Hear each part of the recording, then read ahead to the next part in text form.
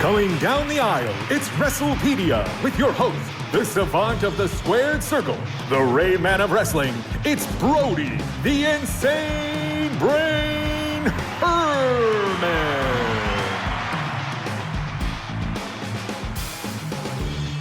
Welcome back to WrestlePedia with Brody, the insane brain Herman, the savant of the squared circle, the Rain Man of wrestling. Brody, how are you doing today? I'm doing great.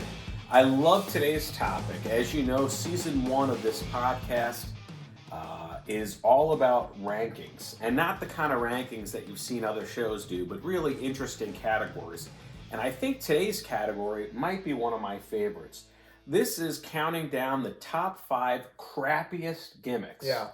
Now, let's talk about what we mean by a crappy gimmick. It's a character that totally flopped in professional wrestling that just didn't work for a variety of reasons. So they thought, they had a big idea. Yeah. They thought it was going to be a big hit. Yeah. And it just belly flopped completely. So this is going to be a fun category. I like this. For those of you who've never tuned in before, I highly recommend you to subscribe to the channel or to the podcast. This isn't like every other show. Brody is 18 years old, and when I say he's a savant when it comes to this, I am using the term very literally. He's been studying professional wrestling since he was in diapers, and is like a Google. Every match that's ever happened, every wrestler, every promoter, every booker, everything that's ever happened is somehow right at his fingertips in his brain, which is why his brain is insane. Right. So let's go ahead and jump in on this, because I think this is going to be a fun one. If you disagree with anything on the list, make sure to put it in the comments. And if you have any questions or suggestions, send them directly to Brody at his email address, which is Brody, BRDY, at theinsanebrain.com. And I, of course, am the dad, still sporting my Hulk Hogan style Fu Manchu, but still looking like Grandpa Joe from Willy Wonka. So getting to the list of the crappiest gimmicks of all time, let's start with number 5. Number 5 is the Yeti portrayed by Ron Reis. Give us some context. When was this? Let's dive back into WCW. This was when 1995 Eric Bischoff took over as president of WCW. The booking committee at that time had people on it like Kevin Sullivan, Ric Flair, Terry Taylor. By this point, we'll talk about him literally in a few minutes. But it's a lot of members. And remember, Andre the Giant had passed away in 1992, and early 92. And wrestling is looking now for its next giant. This is going to be this giant. So, of course, they tried it with Giant Gonzalez earlier, and that didn't really work with Jorge Gonzalez. He was really 7'7". He went for played for the Atlanta Hawks. It didn't work out. Turner entered him in the wrestling since they paid him a lot of money. He's from Argentina. Well, unfortunately, died very young. Well, at 7'7", they do die. Yeah, but it's so not now about we're him. in 1995. This is important. Why we're going to talk about this. Okay. They debuted 2 7-foot guys. It's supposed to be 3 with Giant Gonzalez, but his health was bad. It's supposed to be we're going to bring these giants in WCW. We need our Andre. Hence, we're going to get to it in a minute. So Hulk Hogan's defending the title. By the way, this never usually happens in professional wrestling, but the idea here is the Giant, the Big Show, which he was called the Giant at the time, is going to beat Hulk Hogan for the title in his first professional match ever. This is going to be a huge shocker, but this is where this gets interesting. Not only do they need to debut one Giant, they need to debut another Giant, and that would be Ron Reis. He was a basketball player up at St. Clair University, and we're gonna call him the Yeti. Big Show became big. He was huge, but him I like. Yeah, well, I've never heard of the Yeti. Most people haven't.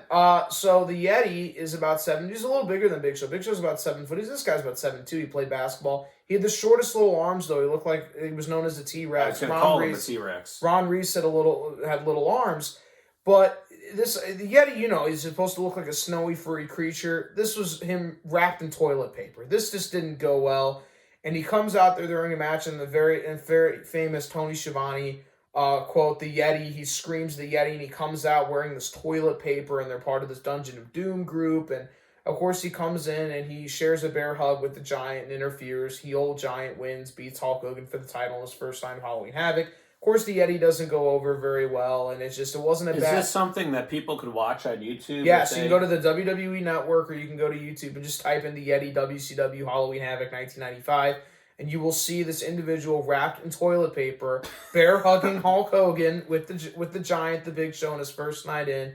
Both wrestlers were debuting on the show. Of course, the Giant would become the Big Show, portrayed by Paul White. It ended up becoming a successful character. Of course, he won the title and launched his career because clearly this other guy... But the Yeti was never heard The Yeti was never... Well, he was around a little longer, but until much like the real 1998. Yeti. Yeah, until 1998. This Did guy they was ever still have alive. Did they ever try a giant named Bigfoot or Sasquatch? Has that ever been? I'm sure it's been pros in wrestling, but it's Andre the Giant was actually Bigfoot. They ran with that for a little while when he was on the TV show. So it's happened, but not in a large light. I think it's time for another one because the wrestling today. Does it have anybody that we can call a giant? I mean, you can call. I mean, there's Dabba-Kato at 6'10". The Big Show's still around at 7 foot. You got. The Nigerian bodyguard of AJ Styles, almost at like 7. I don't want to see 7'4". I mean, there are giants. There's always going to be giants in wrestling. But are they truly giants or are they just tall people? Because Andre the Giant was a giant. Yeah, well, they're tall these people who just, have large a lot hands. of times, because a lot of times these tall people are like these basketball guys. I picture them just being tall, but not necessarily giant hands like wise and wrestlers. feet. I mean, Big Show looks like a wrestler. Right, he looks like a wrestler. They get him in a wrestling shape because Big Show used to play basketball. But I would imagine if Big Show was standing next to Andre the Giant, Big Show would actually not look that big. No. It would actually be pretty much. I mean, they're both. I mean, they look more like they would look like buddies. Like they would be like normal friends hanging out. Like these two giant men. Let me tell you, that is an overstatement. I don't think under any circumstances they would look like two normal guys hanging out. But maybe you're right. Let's go to number 4 on your list for the crappiest gimmick in the history of professional wrestling. Who do you have? Mentioned him earlier, Terry Taylor, and we'll talk. And he was like Terry Taylor. Well, when he played the Red Rooster, that was not a very good gimmick.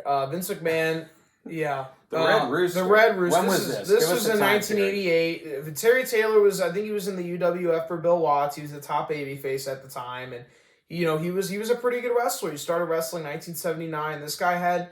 Looks like it. He should be a star. This guy looks like a star, but of course Vince McMahon, he wants him to be a bad guy because he looks too much like Hogan, and we need him on the heel side. That's where we're going. He's a cocky bugger, and we're going to because he's cocky, we want to make him a cockle-doodle-doo rooster. So Vince is getting in this mind. Of course, we got to make his hair red. We got to have a red mohawk, and we got to have him with red gear. Most wrestlers have red trunks.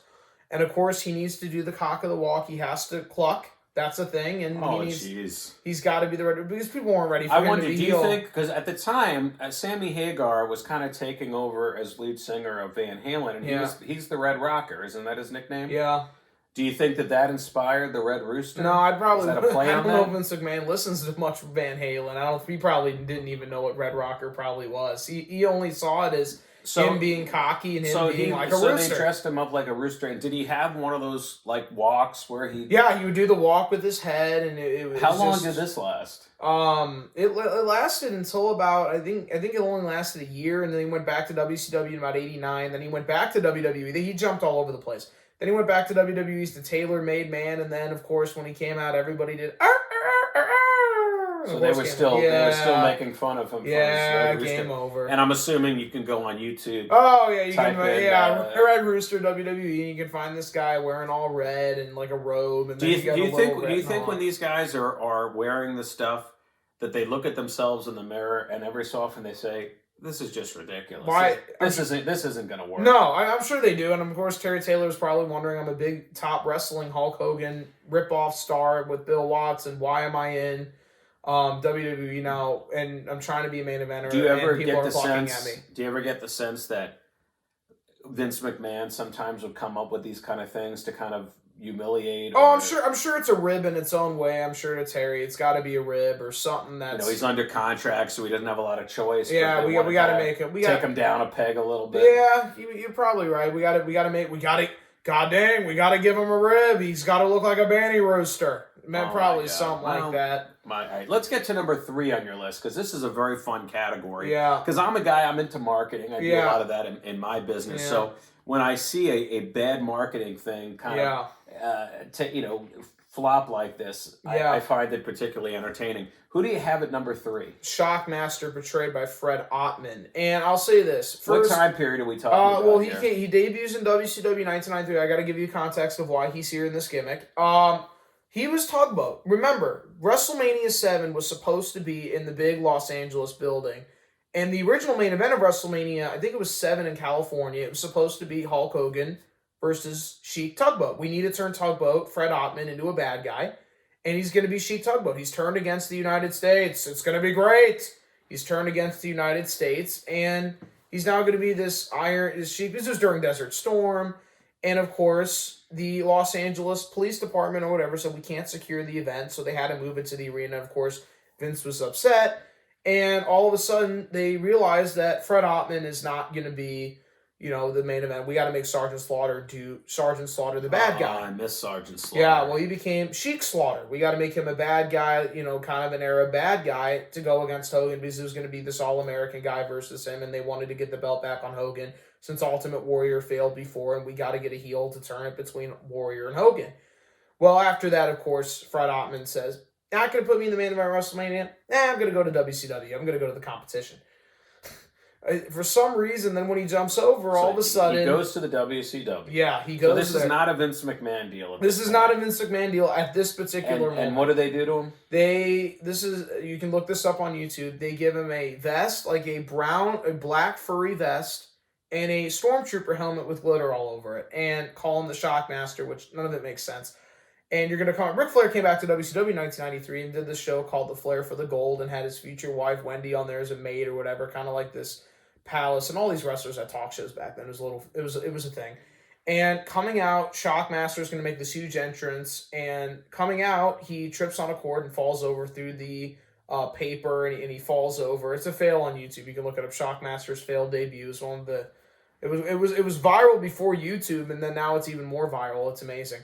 And he falls over, and then all of a sudden it was like a needle in the balloon. And, of course, why is this thing here? And, of course, the gimmick blew up. He went back to the WWE's Typhoon. His career shortly ended after a year of this. He's been retired in 1994, and he's gone on, I guess, to do certain things. But he's made a lot of money, so I'm sure he's doing whatever he wants to do. Well, but, I don't know how much he made. But that sounds like a tremendous failure. Yeah, it was a highlighted by the fact that he tripped on his way in. Yeah, tripped. Well, you it's failed got on to be your way hard in. to see out of a glittery Stormtrooper helmet. I'm sure. Let's get to number 2 on the list of the crappiest and biggest flop gimmicks in the history of professional wrestling. Of course, one of our most despised figures, Jim Herd, came up with this one. You can look this up in a previous episode. And it was the Ding Dongs. This is an idea. We want to make a babyface tag team just like the WWE. They need to be colorful. And we need to... And they called them the Ding Dongs? Ding Dongs. See, where I'm from in New York, a Ding Dong is like a cake, a Drake's cake. Well, this is what they wanted to do. Let's call them the Ding Dongs. Well, obviously, this is really bad. It's a babyface team. They're from Belleville, Illinois, since Jim Hurt's from St. Louis, and the town that has the word Bell in it's Belleville, Illinois. And the Ding Dongs are wearing saltwater taffy orange, body suits with masks, and are wearing bells. And they debut just on a random episode of... And all of a sudden they go and the bells are shooting in the audience. Oh my God. It's the entire rings. And every time who were the Ding Dongs? The Ding Dongs, we don't even know who the Ding Dongs really were, since they had different wrestlers playing Ding Dong number 1 and Ding Dong number 2, because that's why they're under mask. And they never had any other identity. No, they just Ding Dong 1, Ding Dong 2. So they came in as a tag team. Yeah. Was one of them Ding and the other one Dong? No, they just called them Ding Dong 1. The team was Ding Dong. Ding Dongs, and they would call Ding Dong 1 and Ding Dong 2. Doesn't that seem odd that they wouldn't just call one of them Ding and one of them Dong? Well, probably because they were probably different wrestlers in and out of the suits. And maybe nobody wanted to be called Dong for obvious reasons. Yeah, obviously nobody wanted to be called... This is going to be great. The kids are going to go... Every time they made a move, the other one, there was like a ship's bell, and you had to go on the ropes on a tag team match holding the thing and ring the bell every time they made a move. And it's just noise of bells. Any notable matches that they were No, there were no notable matches. No just championships. No championships. The Ding Dongs donged out of WCW. It was a big petered flop. out. Big flop. Well, and that takes us to the number 1, the crappiest gimmick in the history of professional wrestling. Drum roll. Yeah. Who do you have? Gobbledygooker. It was the Gobbledygooker portrayed by Hector Guerrero. They actually named the crappiest wrestler. Gobbledygooker? Yeah. Oh my god. Well, they named the crappiest wrestling award of the year is called the Gobbledygooker Award. So this is bad. Let's go preface this. Hector Guerrero is part of the Guerrero family, which is a great family. Eddie Guerrero, Chavo Guerrero, the whole Guerrero wrestling family, and we got to give them something to do to make this big debut. Well, they hyped it up for weeks. They have this egg on television. This egg for Survivor Series 1990 where The Undertaker debuts, but we got to debut this other big wrestler. This is egg. It's in a nest, and we're hyping this up, and Mean Gene Okerlund, all of a sudden, Mean Gene, of course, when this is supposed to be a huge thing, it's going to come out of the egg, it's going to be unbelievable. It's going to hatch. It's going to hatch. At Survivor Series 1990, tune in to watch this thing hatch. Well, everyone thought it could be The Undertaker, it could be this, it could be that. All of a sudden, the egg hatches and Gene's there, and it's just turkey chicken looking thing. It's like, what is this? It's got a beak, it's got bulging eyes. It looks like the San Diego chicken. You would have thought that turkey. After the Red Rooster, they would have realized people were done with poultry. Oh, I mean, yeah. They didn't want any more poultry. No, but Vince did. So they had this thing coming out of it. We don't even know. It's turkey, chicken. Nobody knew what it was, and it came out. It could be a turducken. That's who even knows? Comes out of this thing, and all of a sudden it was just a huge flop. And poor Hector, he's doing well now. He was commentating in Impact Wrestling last. How long did that character last? Few weeks, if that. I mean, it was pretty much boiled after Survivor Series 1990. I mean, it was just awful. I mean, it was like a needle in a balloon. It ruined the show until The Undertaker debuted, but it was a noteworthy flop, and unfortunately, just didn't pan out. Yeah, that sounds terrible. Well, there you have it, folks. A very fun episode. And it just goes to show you, in marketing, you never know what's going to work. People come up with stuff all the time, and some of it hits with people, and some of it just falls flat. Yeah. That's the name of the game in the world of marketing. Anyway, if we've left any out of the list that you thought should have been there, or if you thought Brody got the order wrong, let us know about it. Leave something in the comments, or send him an email at Brody at theinsanebrain.com. Yep. Subscribe to the podcast and to the YouTube channel. And once again, we very much appreciate you tuning in. Take care, folks. Yep.